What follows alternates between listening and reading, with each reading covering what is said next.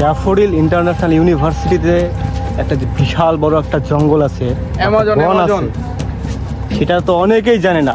চলুন আপনাদেরকে দেখাই এই জঙ্গলে কি আছে, এই বনে কি আছে। আপনারা দেখতে পাচ্ছেন বিশাল বড় বড় শালবন। এক একটা শালবনের সাইজ হবে না হলো 10 ফিট থেকে 30 ফিট।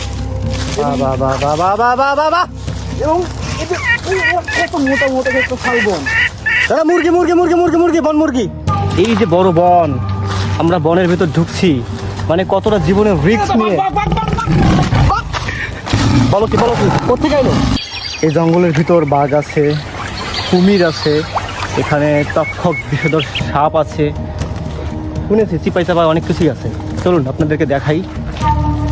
আপনার এখানে যে গাছটি দেখতে পাচ্ছেন, এই গাছটির নাম হচ্ছে লাল চন্দন এবং এই গাছটির বয়স মিনিমাম কম হইলেও তো 5,500 বছর হবেই। তাই নাকি? 5,500 বছর। 5,500 বছর বয়স এই গাছটার বয়স। এটাকে কি কোনোভাবে আমরা কি চুরি করতে পারি? চুরি করার কোনো ব্যবস্থা আছে?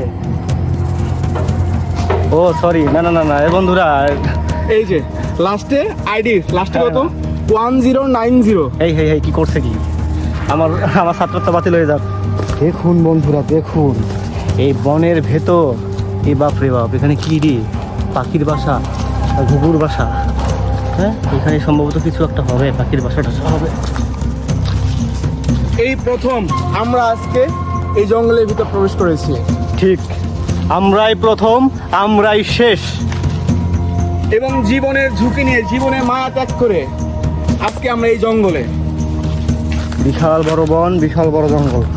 এই দাদা, শুনেছি জাহাঙ্গীরনগর বিশ্ববিদ্যালয়ের যে জঙ্গল আছে সেখানে নাকি নুডলস রান্না করার প্যাকেট পাওয়া যায়।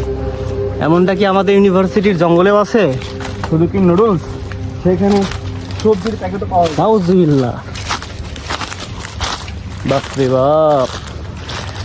মানে 1 কিলোমিটারের মধ্যে আমাদের ইউনিভার্সিটি ক্যাম্পাসের ভিতরেই যদি জঙ্গলটা, মানে আমরা 1 কিলোমিটারের মতন হাঁটাহাঁটি করলাম, কিন্তু মানুষের সন্ধান পাইনি আমরা। কোনো মানুষজন, কিচ্ছু না। আমরা এখন লোকালয়ের দিকে অগ্রসর হচ্ছি এবং ক্ষুধার্ত অবস্থায় আমরা 2 দিন ধরে এই জঙ্গলে হাঁটতেছি।